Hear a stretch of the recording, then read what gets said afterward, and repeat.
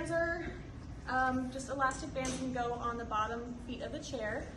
They help students who need help with self-regulation and provide a flexible alternative for seating arrangements in classrooms. If you have a student who's maybe hyperactive, needs to release some of that energy, or have sensory processing issues, you can switch this out for their regular chair or just leave it on all the time and they can use it as they need. As we see Mandy, she's very fidgety. She could be causing a distraction to the students at her table. So Mandy, do you want to try switching seats? Sure. Do you want to move your seat over here and I'll put this one in place? Yeah. There you are. So it just attaches at the bottom of the front two legs. She can either bounce her feet up and down, or she can kick it with the fronts of her feet.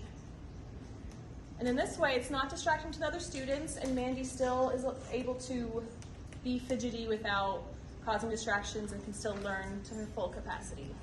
So, thank you.